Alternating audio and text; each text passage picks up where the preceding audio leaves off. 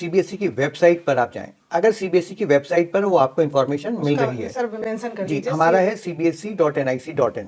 अभी हमने आपको यहाँ पे ये जो वीडियो दिखाया ना, इस वीडियो को दिखाने का मेरा मोटिव बस इतना ही है ताकि आपको मैं ये समझा सकूँ कि सीबीएसई के वेबसाइट से अगर आप कुछ भी देखते हो, कुछ भी ऐसी ऑफिशियल सर्कुलर देखते हो, तो वो फेक नहीं होती है, वो 100% करेक्ट न्यूज़ होती है।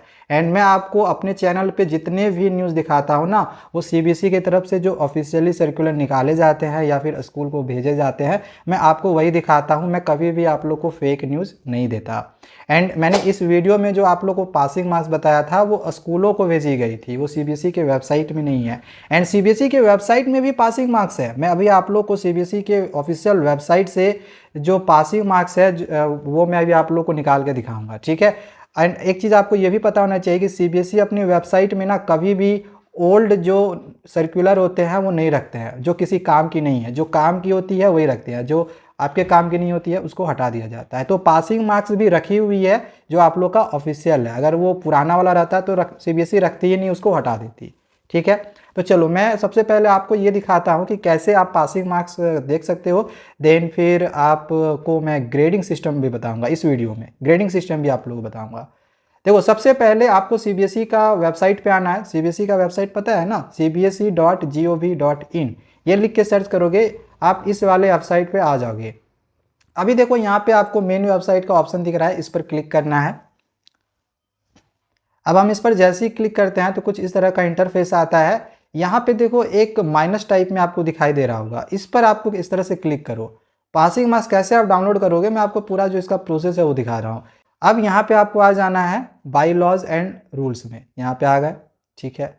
चलो अब यहाँ पे बाई लॉज एंड रूल्स में आने के बाद इस पर इस तरह पे प्लस पे क्लिक करना था, यहाँ पे प्लस का साइन था, इस पर यहाँ पे क्लिक करना था। देन यहाँ पे आपको एक एग्जामिनेशन बाई लॉज का ऑप्शन मिल जाता है, तो यहाँ पे हम इस तरह से क्लिक किए, देखो हम इस वाले पेज पे पहुँच गए। एंड नीचे आपको एक आर्चिव का ऑप्शन मिलेगा, तो आर्चिव पे जाना है, ठीक है। एंड अब आ जाओ नीचे, नीचे आपको आना है, नीचे इस तरह से आते जाओ। आपको नीचे यहाँ पे पासिंग क्राइटेरिया मिल जाएगा, ठीक है। नीचे यहाँ पे हम आते हैं, ठीक है। नीचे यहाँ पे और नीचे आओ, थोड़ा सा नीचे है, ऐसी जगह पे है ना जल्दी आपको मिलता नहीं है, इसीलिए बच्चों को लगता है कि मैंने ऑफिशियली बताया ही नहीं आपको। अब देखो यहाँ पे क्या लिखा है, scheme of examinations and passing criteria, है ना। तो चलो यहाँ पे हम इस पर डाउनलोड पे क्लिक कर दिए। मैं आपको हर चीज़ ऑफिशियली दिखा रहा हूँ, देख लो। अभी आपके सामने ये चीज़ ओपन होगा, मैं यहाँ से ओपन कर लेता हूँ, ठीक है। चलो ऑलवेज पे हम क्लिक कर देते हैं। अब यहाँ से देखो ये चीज़ ओपन हो रही है।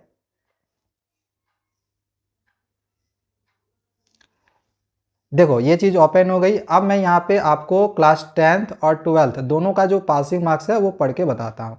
देखो scheme of examinations and pass criteria है।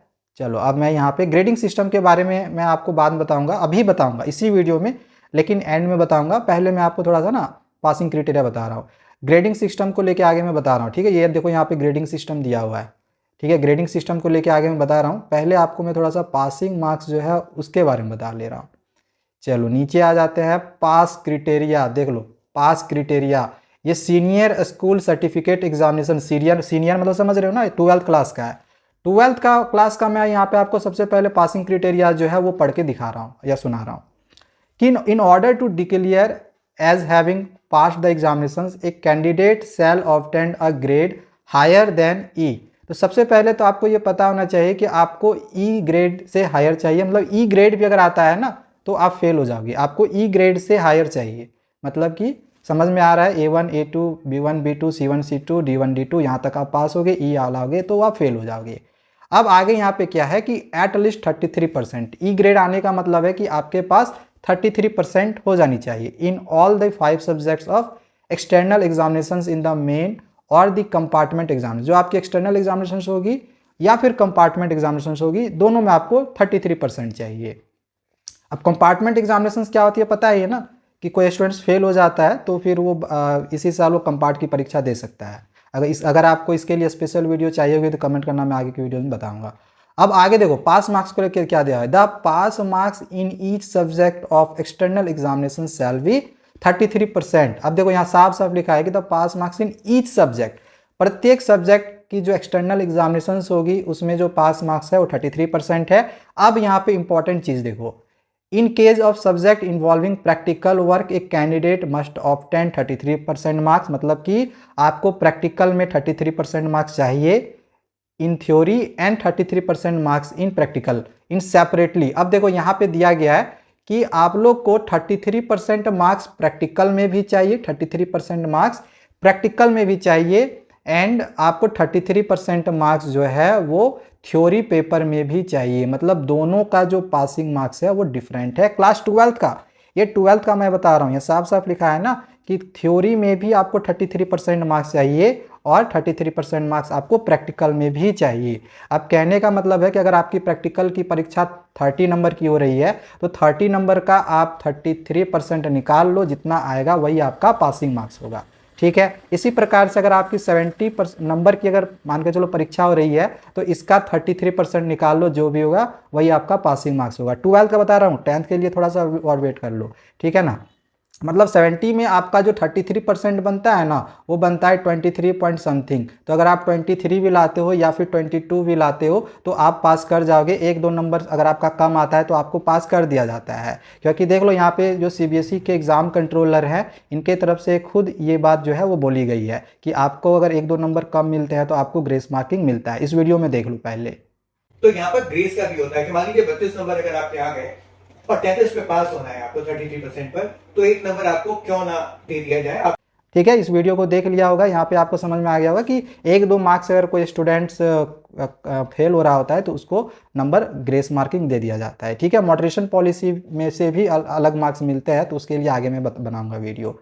एंड इसी प्रकार से 80 मार्क्स की जिसमें परीक्षा होती है तो इसमें बच्चों को 80 में लाना रहता है 27। तो अगर 25 26 भी आता है तो पास कर जाते हो, कोई दिक्कत नहीं होती है। तो ये क्लास 12 का पासिंग परसेंटेज है, जिसमें थ्योरी पेपर में अलग और प्रैक्टिकल में अलग से पासिंग मार्क्स चाहिए होता है। ओके, समझ में आ गया होगा। अब चलो मैं आपको क्लास 10th का पासिंग मार्क्स दिखा रहा हूँ। ये देखो यहाँ पे स्कीम आ गया सेकेंडरी स्कूल एग्जामिनेशंस का। क्या स्कीम है? पासिंग क्रिटेरिया, ये लो पास क्रिटेरिया सेकेंडरी स्कूल, यानी क्लास 10th का सेकेंडरी होता है ना। अब आ जाओ यहाँ पे पासिंग मार्क्स में, आ जाओ इधर देखो यहाँ पे लिखा हुआ है in order to declare as having pass the examinations एक candidate shall obtain a grade higher than E. तो इसमें भी आपको ई से हायर ग्रेड चाहिए। अब बताओ यहाँ पे कहीं पर भी आपको ये देखने को मिल रहा है, कहीं पर भी ये लिखा हुआ है कि आपको इंटरनल असेसमेंट में अलग से 33% मार्क्स चाहिए, आपको थ्योरी पेपर में अलग से 33% मार्क्स चाहिए? कहीं भी लिखा हुआ है ना? नहीं लिखा है ना। आपको साफ साफ बोल दिया है कि भाई आप एक्सटर्नल एग्जामिनेशन में 33% मार्क्स लेकर आओ, जैसे भी आपको लाना है। आप इंटरनल असेसमेंट में आपका 20 नंबर का होता है, थ्योरी पेपर का जिक्र ही नहीं किया गया है कि थ्योरी पेपर में आपको 80 में इतना ही लाना है। ठीक है, बस यहाँ इन्होंने डायरेक्ट बोल दिया है कि आपको 33% एक्सटर्नल में जैसे लाना है आप ले आओ, इंटरनल में 20 तो लाना ही लाना है। इसके बाद मतलब 20 नंबर मिल ही जाता है भाई बच्चों को, इससे ज़्यादा से ज़्यादा कम मिलता है तो 18 19, उससे कम मिलता नहीं है। अगर आप 15 नंबर भी लाते हो, दोनों को जोड़ लो 45 हो जाएगा, ईजिली पास कर जाओगे, कोई दिक्कत नहीं है। जो पासिंग मार्क्स अभी मैं आपको बता रहा हूँ ना, ये 100% करेक्ट पासिंग मार्क्स है, बिल्कुल ऑफिशियल है। मैं कभी भी आपको फेक न्यूज़ नहीं देता, मैंने अभी आप लोग को लाइव दिखाया है, बिल्कुल ऑफिशियल सर्कुलर दिखाया जो कि सीबीएसई की वेबसाइट से डाउनलोड करके अभी आपको मैंने बताया है। ठीक है, तो यही आपका पासिंग मार्क्स है, कोई दिक्कत नहीं है, समझ में आ गया होगा। अब आपको कोई भी अगर कुछ भी बोलता है ना तो विश्वास मत करो। कुछ स्टूडेंट्स के कमेंट्स भी आ रहे थे कि सर कुछ बड़े चैनल्स भी थे वो भी इस तरह से बता रहे थे। देखो, आपको कोई गलत न्यूज़ दो तरीके से दे सकता है, या तो उनको उस चीज़ की जानकारी ही नहीं है, एक ये हो सकता है, दूसरा कि उनको हो सकता है व्यूज़ पाना होगा, इस वजह से। दो ही चीज़ हो सकता है जिसको लेके कोई भी चीज़ होता है, कोई भी यूट्यूबर होगा या कोई भी चैनल्स होगा वो आपको गलत न्यूज़ दे सकता है। ठीक है, उनको जानकारी नहीं होगा। आपको ये पता होना चाहिए कि मैं 12 साल से टीचिंग कर रहा हूँ। 2012 में ही मैंने अपनी जो ग्रेजुएशन थी ना वो कंप्लीट कर ली थी, एंड सीबीएसई के स्टूडेंट्स को मैं 2012 से पढ़ा रहा हूँ। मतलब 12 साल से मैं सीबीएसई बच्चों को पढ़ा रहा हूँ, तो इतना तो मुझे पता है कि सीबीएसई कब कब आप लोग के लिए क्या क्या काम करती है। अब चलो मैं आपको ग्रेडिंग सिस्टम के बारे में थोड़ा सा यहाँ पे समझाता हूँ। तो यहाँ पे आपको एक चीज़ समझ में तो आ गया था कि अगर आप ई ग्रेड में आते हो तो देखो आप फेल हो जाओगे, लिखा है, तो ई ग्रेड आपका नहीं आना चाहिए। जैसे ही आपका रिजल्ट आएगा तो सबसे पहले ये चेक कर लेना कहीं ई तो नहीं है ना, नहीं है आप पास हो। ठीक है, आराम से नाचो गाओ खुशी मनाओ। अब आ जाओ कि ग्रेड मिलता कैसे है। देखो आपको पता होना चाहिए कि A1 किसको मिलता है, A2 किसको मिलता है, B1 B2 C1 C2 किसको मिलता है।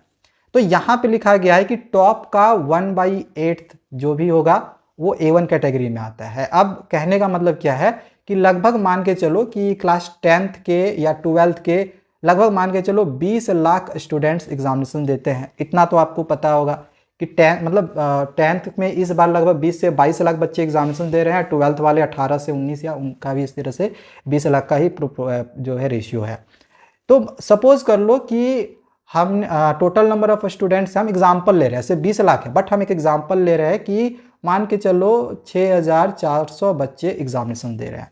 एग्जाम्पल लिए 6400 बच्चे टोटल एग्जामिनेशन दे रहे हैं। ऐसे पता है ना 10th का 20 या 22 लाख है या 12th का 19-20 लाख है, ठीक है। लेकिन हम एक एग्जाम्पल ये कि मान के चलो 6400 बच्चे एग्जामिनेशन फेस कर रहे हैं, टोटल बच्चे, ठीक है। क्यों? क्योंकि ताकि आपको जो डेटा है हम कम लेके बता रहे हैं ताकि आपको समझ में आए। अब इसका अगर हम 1/8 निकालें, क्यों? क्योंकि यहाँ पे बोला है कि टॉप का जो 1/8 होगा उनको A1 ग्रेड मिलेगा। तो इसको अगर हम 1/8 निकालें तो 8 8 जा 64 लगभग 800 होगा।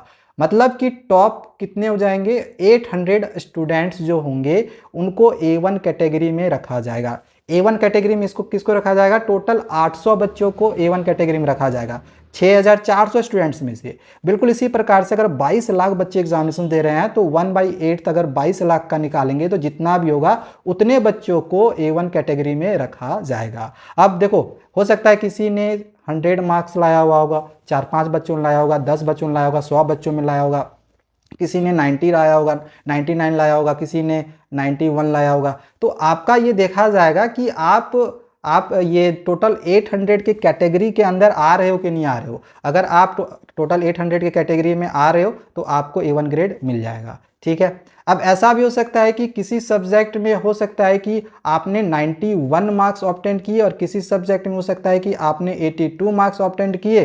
तो आप 800 के कैटेगरी में अगर नहीं आते हो तो आप अगर मान के चलो 800 कैटेगरी में नहीं आते हो, आपका भले ही 91 मार्क्स आ गया है लेकिन आप 800 की कैटेगरी में नहीं आ रहे हो क्योंकि उससे ज़्यादा भी नंबर कोई लाने वाला बच्चा रहा तो फिर आपको ये वाला कैटेगरी मिल जाएगा, A2 मिलेगा या B1 मिलेगा, ठीक है। इसी प्रकार से ना सबका हम 1/8 निकालते जाते हैं। अब जैसे 6400 में से हम 1/8 निकाले थे तो कितना निकला था, 800 निकला था। इसको घटाएंगे तो कितना निकलेगा, 5600। अब इसका फिर से अगर हम 1/8 निकालेंगे तो लगभग 700 होगा, यानी 700 फिर बच्चों को कितना मिलेगा, A2 ग्रेड मिलेगा। फिर ये 5600 में फिर 700 घटा लो, फिर जितना भी आएगा फिर उसका 1/8 निकालेंगे, उतना बच्चों को B1 ग्रेड मिलेगा। एंड इसी तरह से फिर ये जो होता है आगे बढ़ता जाता है।